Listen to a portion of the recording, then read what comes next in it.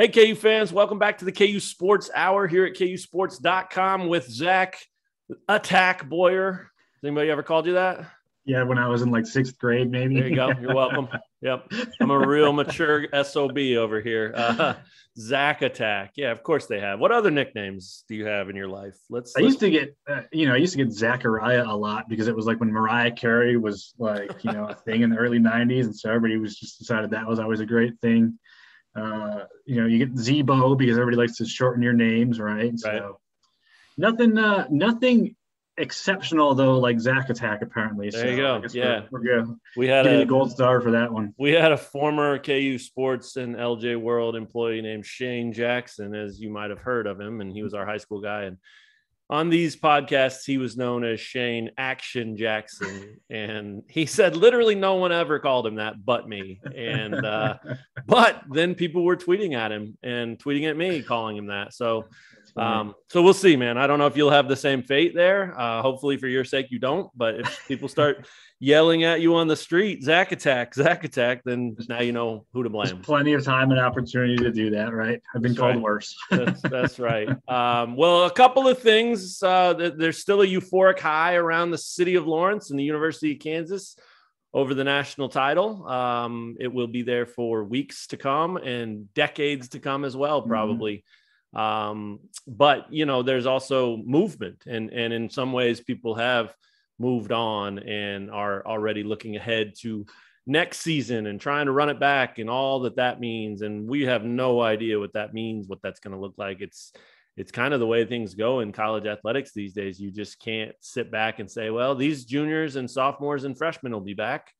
So now what do we do? It just doesn't quite work as seamlessly as that. So Self and his staff are trying to kind of figure all this out now, as a bunch of players are trying to figure out their own plans and decisions and things like that. So we're going to kick that around for a little bit because we have to do basketball on this podcast since we're still in that euphoric glow that we talked about. But there's football talk too, and it's very similar.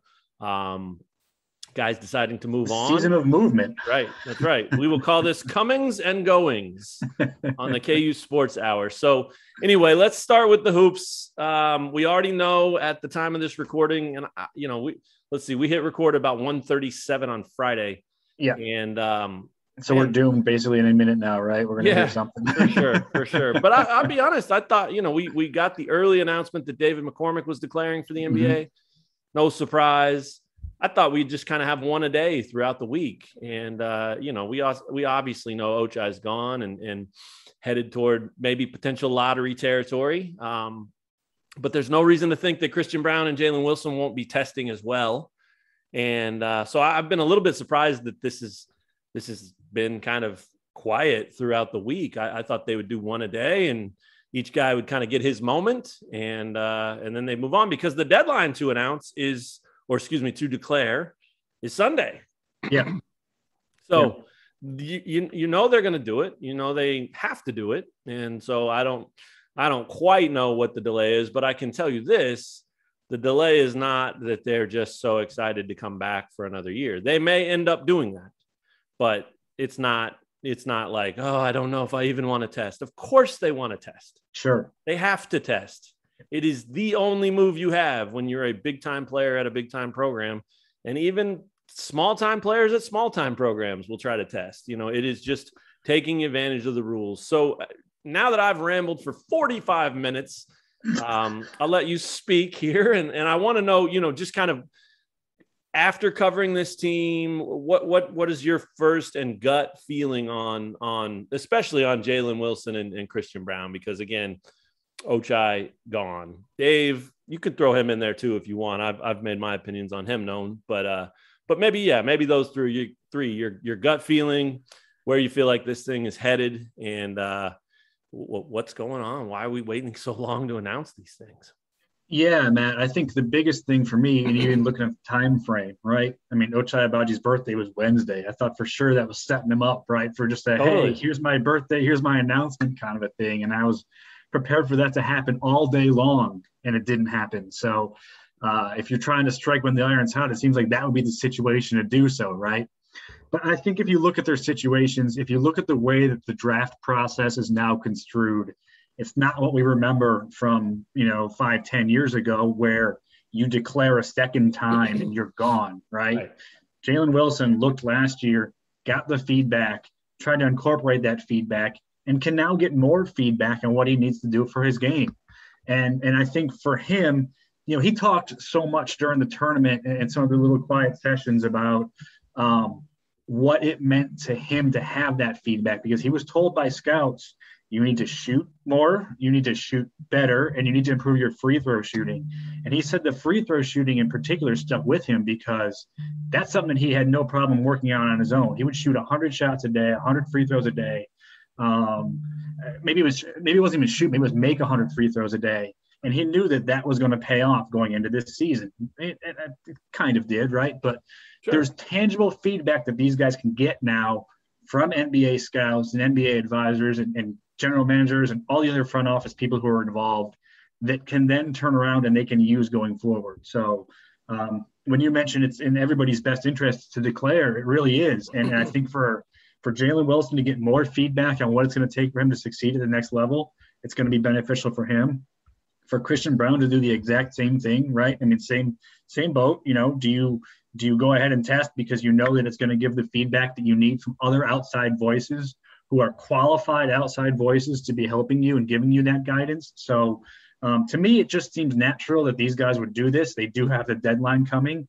And maybe that's part of it because it's such a foregone conclusion in a way. It's not going to be, maybe to them, it's not that big of a deal. But anybody who's in that position where they have their eyes on an NBA career, which, I mean, truthfully is everybody who plays college sports, but realistically, anybody who has an NBA ambition, this is going to be the thing now where they can now use these new rules to continue to test, find out where their stock is and find out what they can do. So fully expect those two guys to do that. Depending on what they hear was going to determine whether or not they stay in the draft and can potentially be selected come June 23rd. But for now, that's what you have to imagine they're working toward. And we'll find out in the not too distant future with that draft combine coming up in a little under a month, and then all the individual workouts, where they stand and where their professional futures might be at this point. No doubt. It's especially big for Braun because he didn't do it last year. Correct. This is a guy who will be going through this for the first time. Now he knows plenty of dudes who have gone through it, including some of his own teammates at KU. And so he can say, or he can talk to them about, this is what happened. This is how it went. This is what I got out of it. But it's so individualized. It's so specific to each guy. And again, like you said, I mean, you can think you're ready and you can go up there thinking you're going to go, and then you can get that feedback and it can hit you in the face like a ton of bricks. And you can go, oh, wow. Man, I have a decision to make, right? And so after the postseason banquet, McCormick, this was before he announced, and he was talking about his decision and kind of what he was going to weigh and what was going into it and what he was going to think about and all that, and he was asked if he was leaning either way in that moment, and he said, no, I can't really lean either way until I get the feedback. And Dave's a smart guy. He's a mature dude. He's experienced. He's been in college a bunch of years already. Like, that was the perfect answer because everyone wants to know, what are you going to do? What are you going to do? What are you going to do? Including coaches. They want to know. It helps roster construction. It makes it hard. But no one knows until they get that feedback. And again, you can have full intentions of doing one thing, and then you get this feedback, good or bad. And the next thing you know, it changes entirely the way you're looking at this thing, or at least the way you should be looking at it. So that's why you have to do it. But on top of that, because they did change the rules to where you can do it over and over and over, I think Jalen Wilson's case is fascinating. I mean, my guess is that he won't get guaranteed type feedback. My guess is that his best move will be to come back to Kansas. We'll find out. He may go kill it. Who knows? But the thing that's fascinating about it is he gets to then take what he hears this year and compare it to what he heard last year. Are you hearing the same things? Are you hearing different things? Did they say, hey, we saw you address this, this, and this, but now we see this, this, and this? Or do they just say, hey, man, we told you last year, got to be a better shooter. That's still where you're at. You got to be a better shooter. And so I, you know, it'd be really, really cool to do one of those day in the life documentary, Hard Knocks type of things, and just follow Jalen around and be a part of that experience and just kind of learn and listen to what he's hearing and being told and how he's weighing that against what he already knew. Because, you know, that's really what it's all about. It's not about what your coach thinks. It's not about what your family thinks. It's not even about what you think. It's about what the people who are eventually going to or not going to pay you big money to play basketball for a living. It's about what they think. So, you know, and Dave McCormick was hurt last year in the offseason. He had surgery. If he didn't, he would have tested, and he'd be in that same boat that Jalen Wilson's in and going through it for a second time. So, you know, it's cool because at a place like Kansas with a coach like Bill Self, these guys get full support on this deal. There is no quality instruction, if we're being honest, right? They're not being led astray as you might be if you're coming out of some mid-major program with the third coach in 7 years, right? You're actually learning from people who have that infrastructure and that proven track record in place. Yeah, that's a great point. And Self's, pardon the pun, but he's never been selfish about it. It's not his style to say, you know, well, you have to do this, or you have to tell me this, or you know, hey, look, man, it's these guys' lives. It's these guys' decisions. He says, go do what you got to do to feel good about whatever decision you make, and we'll support you 100%. So that's where these guys sit going into this thing. As you mentioned, the combines in a few weeks, that's where it gets really real, because I still think, and I think he's basically said this, you know, Ochai was ready to go, and he wanted to go last year, and he got up there and tested really well. He was athletic as hell at the combine. His measurables were terrific. And then he played the pickup games, or the scrimmages, I guess they are. And he disappeared. He had poor outings. He blended in. He didn't stand out in any way. And, you know, that ultimately probably was the deciding factor in him making his decision to come back, because they did not see from him what they wanted. And that's a direct response. The way he played this season is a direct response to going up to Chicago and being non-existent, being a guy that didn't stand out, because he totally changed the way he approached the game, the way he attacked each game, each moment, each opportunity. And he stood out every night, you know, from minute one. And so that kind of brings back the final piece of this, right? Like, that's the decisions that particularly Jalen Wilson and Christian Brown have are, what do I hear? Do I like it? Do I not like it? How do I feel about it? What do I think? And if I don't love it, is it worth my time to go back and be Ochai Agbaji?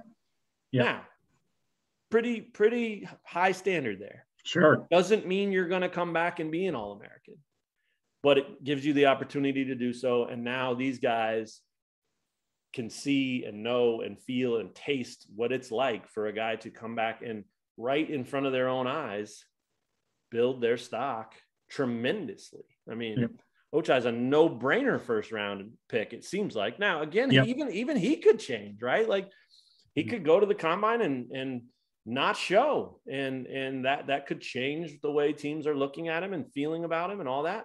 I don't think that'll happen. I think he's taken that step to get across that line, and now he's just a different type of player, but that could happen. So, you know, that's the biggest part of this thing. It's not, should they do it?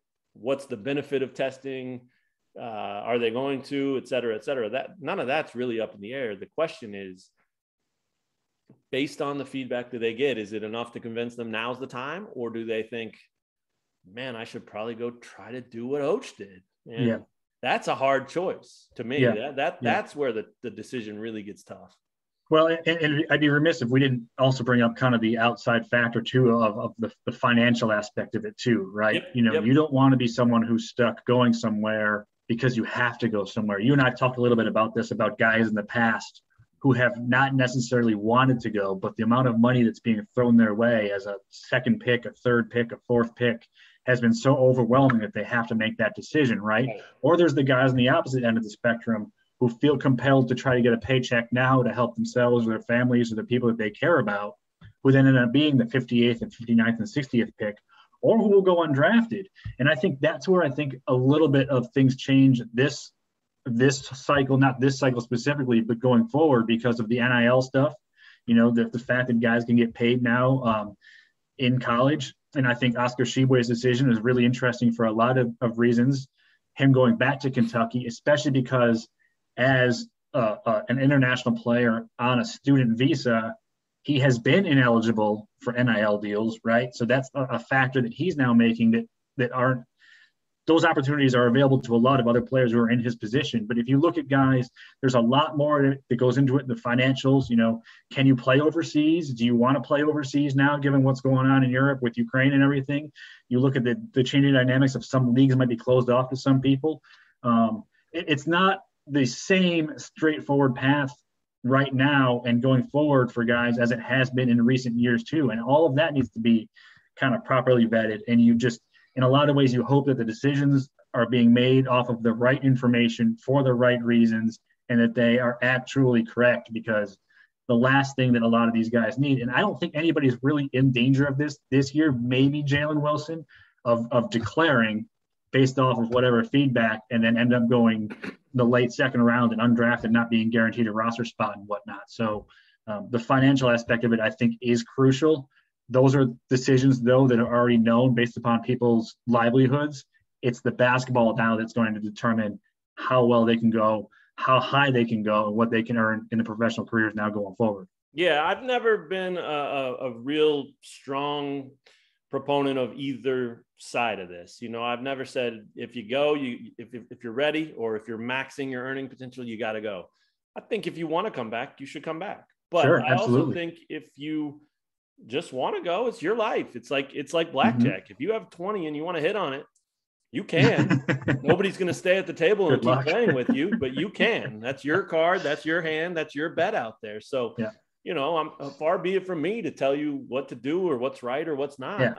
But I do think the NIL stuff makes it much more palatable to theoretically come back. Yes. Yeah. Because, these guys are at the beginning stages of this whole thing, scratching the surface on NIL. You saw the report about Oscar, the people saying he could make as much as $2 million next year at Kentucky. It's a good headline, but like you're saying, is it really there? That's what he has to decide. That's what he has to learn and figure out. And even if it's not, though, even if it's a fraction of that, man, if you make $100,000, boy, that's pretty good money for more than a lot of other people who is playing at one of the greatest places to play. Mm-hmm. That's Kentucky. That's also Kansas. Living in the lap of luxury, the dorm here.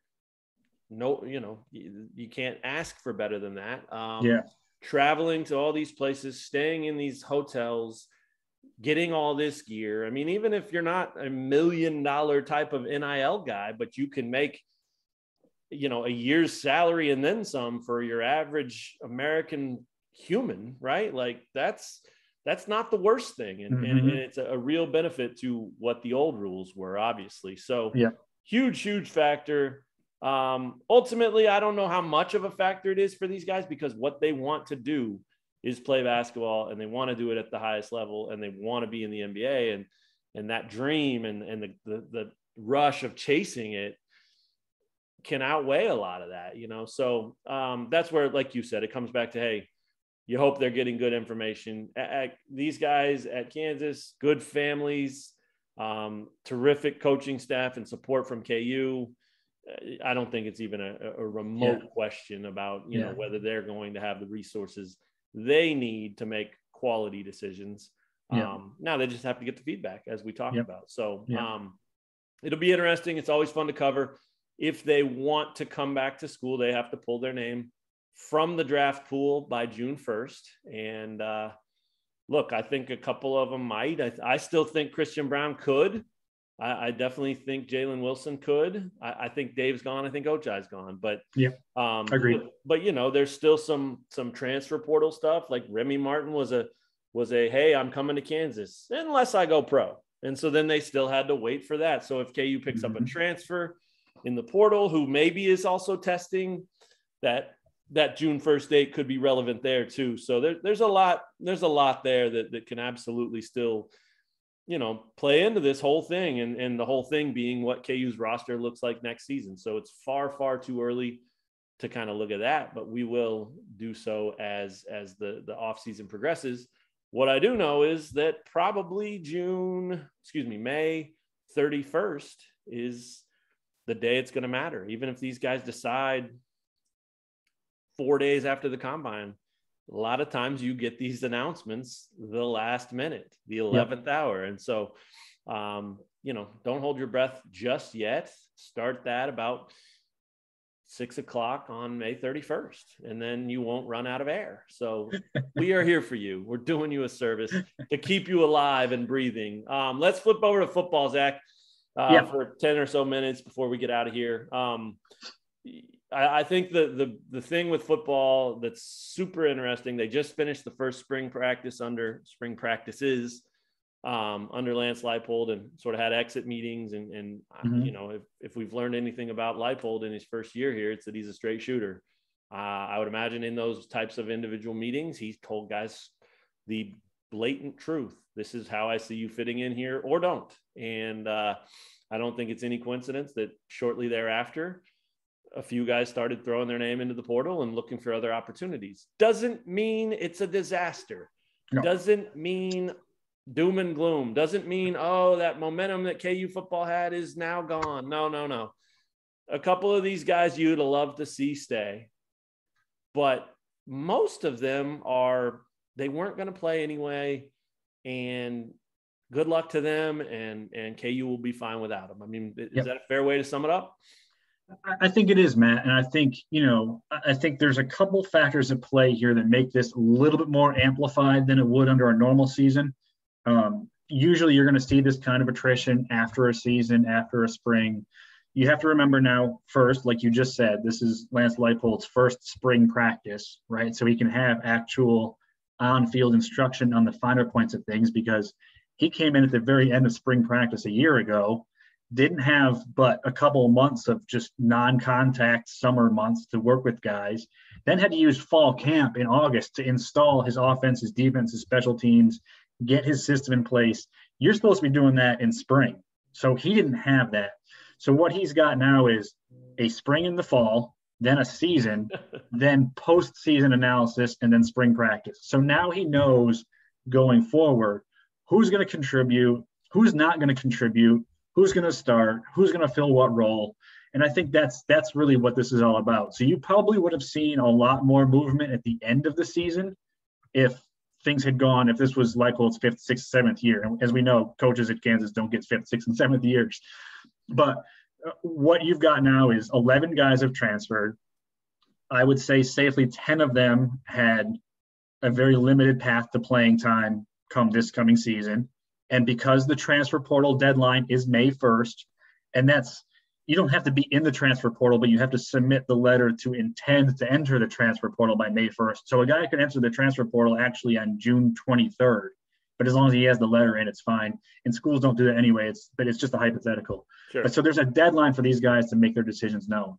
So between the spring game on April 9th, Lance Leipold spending 2 weeks telling guys what the roles are going to be in the fall and how they can try to either improve upon them or they're doomed. They have a specific deadline to want to get out. So I think that being the situation, there's no doubt that some of these guys are leaving. You look at a guy, Corey Robinson is an offensive lineman who came out of high school, redshirted for a year and decided to transfer. He just decided to transfer to Georgia Tech. By the way, he's from Georgia. Right. So these guys, in some ways, they're not going to play, or they want to go home, or they're not playing for the coaches who recruited them. So 11 is a big deal on a team, but 10 of those guys are not going to be impact players, and that's fine. The only guy you get kind of murky with is Lawrence Arnold, the wide receiver. He's 6'3". He was their tallest target remaining of the wide receiver group. And he's obviously, he's somebody they were counting on, right? So he's somebody who is kind of potentially he's a loss, but they don't really know. He's not really a known commodity either. So, can you replace him at this time of the year?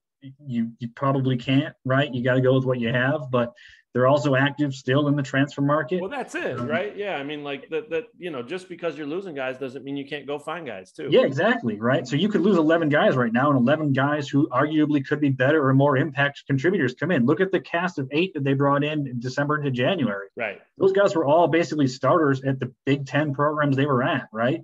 You can get good players. And there are other players who were told by Wisconsin and Ohio State and Florida and name it, who were just told now that they're not going to compete. Alabama not going to compete for playing time in the fall, but they're still 3, 4, 5-star recruits. Yep. They can go find a new home. So, yeah, the numbers don't look great. The reasons, understandable. Yeah, that's perfect. I think the receiver room is where it gets tricky for sure. It does. I mean, because Magic Rector also one of those 11. And that's not losing Stephon Robinson and what's my guy's name from the year before? He went to Florida State. We'll say Andrew Parchment. There you go, Parchment. I keep seeing AP Quattro in my head from his Twitter handle, and I just couldn't place the A and the P. So yeah, you're not losing Parchment and Robinson like that. And look, they survived that. Wasn't ideal. Both of those guys were all Big 12 type of talents, and they survived it. So, well, and those guys also went and frankly did almost nothing at their new programs too. Right. That's right. Yeah. Buyer beware. Right. I mean, the grass is not always greener, as they say. Right. But again, coming back to that basketball thing, like this is a very individual decision, and it's got to feel good to you. Doesn't matter what coaches think on either side of it or family thinks or whatever. You got to be happy where you are, and a lot of guys want to play. I'll tell you what, man. This is for the Kansas football fans kind of freaking out about this. This is great news. This is fabulous news, because I think during this last decade where it has really gone off the rails, and I think I've written this a time or two, but never really like emphatically shouted it from a mountaintop. But I think far too many KU rosters during that decade of despair had chunks of dudes who were just happy to be on the team. Yeah. They liked the gear. They felt cool suiting up on the sideline. They had all the different bands and ties and sweatbands and all, and on game day, look at our uniforms, look at our gear. This is awesome. Oh, hell no, I'm not going to play. I don't care. Look at me. So you can't compete when you have too many of those guys. And the numbers, as everyone knows, were already compromised to begin with. And then you've got some of your scholarship guys that are sort of that mentality. Now your numbers are even lower than they really look like. So the fact that these guys are leaving because they want to play, and the fact that this coaching staff is being straight about that and saying, you're not going to play here, we're going to fill our roster with guys who can play for us.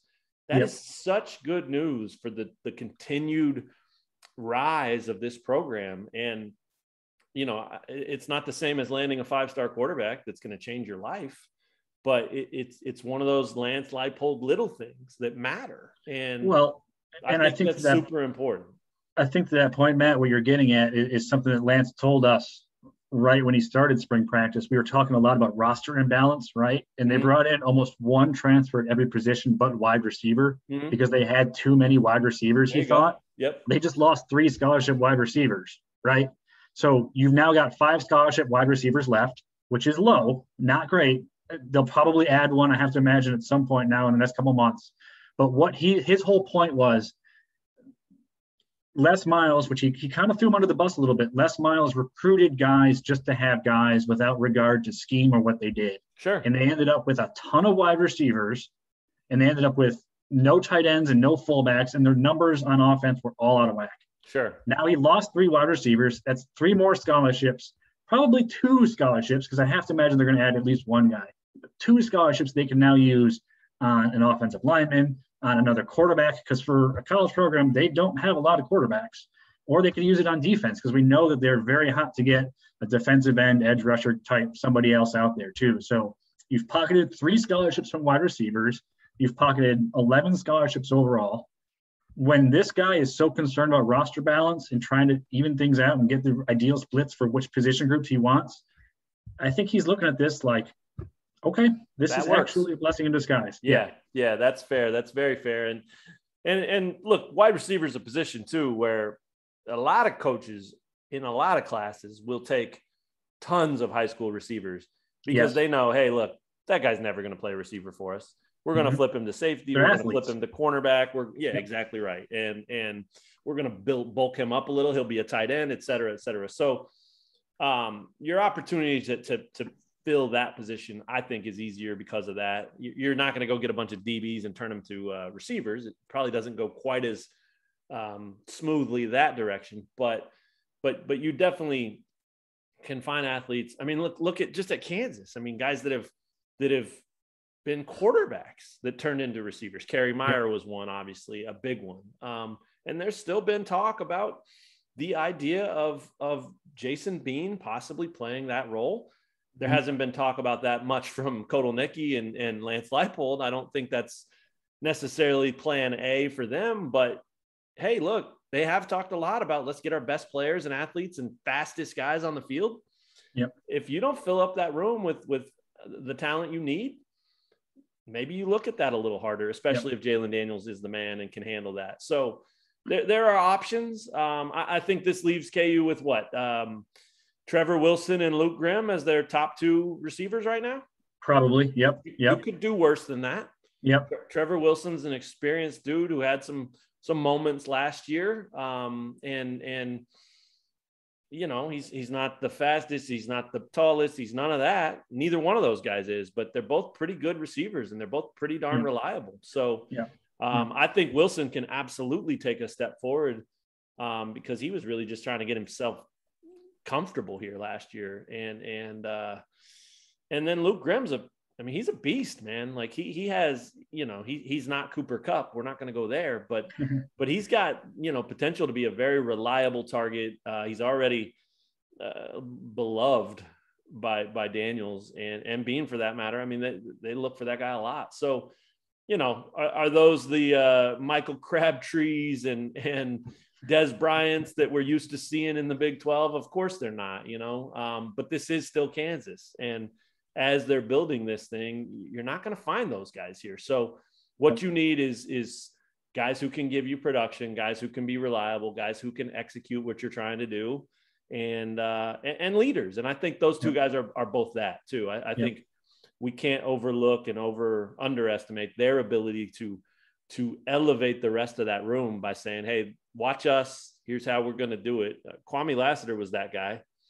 And he was a walk-on when he came, right? And then he became this terrific leader and very productive type of player. But no one thought he was going to be an absolute all Big 12 type of guy. I mean, it also took him 6 years to reach that level too. That's the steady development for him.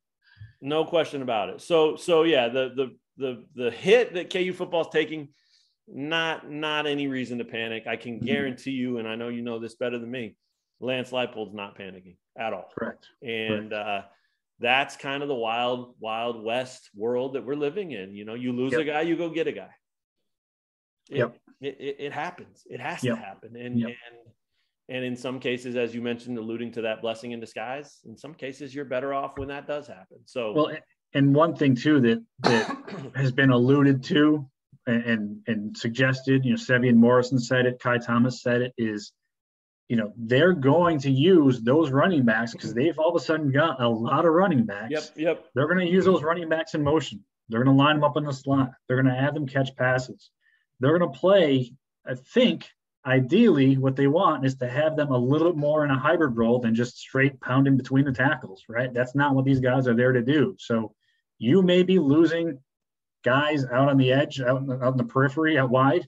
You are not going to be hurting for talent because those new guys they brought in are capable of doing that. And it seems like they're going to want to do that. And they're going to ask them to do that a lot too. So you're opening opportunities for other guys. Kai Thomas is a playmaker. You know, watching him for, 7 or 8 games down the stretch last year at Minnesota, he is a good player. and they got a good player because he just wanted to come play in front of his family and play close to home. They're going to use him in a lot of ways. So are you losing an unproven wide receiver? Yes. Are you replacing him with a not really proven yet because he's still going to be a sophomore running back and jamming him into that role? It's going to be interesting, but I think they believe, and I can understand why, they think they have the talent to weather that. So it's going to be an interesting looking offense for sure, but they've got players who can fill those roles. They still probably do need others. Yeah, well said. And look, I think the other thing about using those running backs in those types of roles that's really important to remember at Kansas, they play closer to the line of scrimmage. They play closer to the quarterback. That's a shorter, easier throw. That's less pressure on the offensive line to hold up and pass protection to get down the field. Those are positive things for the Kansas offense on the whole. So yeah, I mean, that's a great point. And that's clearly the strength of this team right now, that running back room. And so, yeah, it'll be a lot of fun. I'm sure Andy Kotelnicki's fired up to find ways to tinker with this roster and see what they can do and how they can use these guys and all of that stuff. So it's like 3D chess. Yeah, right. That's a good way to put it for sure. So anyway, comings and goings all over the place. That's just the two main sports, man. But this is happening elsewhere too. Women's basketball's added a transfer. Some of the other sports are picking up the same sort of thing. Transfer portal is everywhere. It just is. So we'll keep an eye on it as best we can. And we'll try to break down everything as much as we can as well. But we are, this is like 2 in a month, right? Two in 10 days or something. Yeah. So I think you can officially say the KU Sports Hour is back and it's backed by Zach Attack. Oh, here we go again. I did it. I knew you'd love it. You didn't see it coming, I could tell. Yeah. All right, that's all the time we have for today. Thanks for checking it out. Keep an eye out for all those decisions. And remember those 2 dates. May 1st to declare for the transfer portal and June 1st to come back to school if you're talking NBA stuff. So yes, none of that's very far away right now. We are in the swing of spring. Summer's right around the corner. Maybe it'll slow down. Maybe it won't. We'll find out. But thanks for checking out all our content. Hope you guys are enjoying it still. And we'll talk to you again next time on another KU Sports Hour. For Zach Boyer, I'm Matt Tate. We'll talk to you guys real soon. Take care, everyone.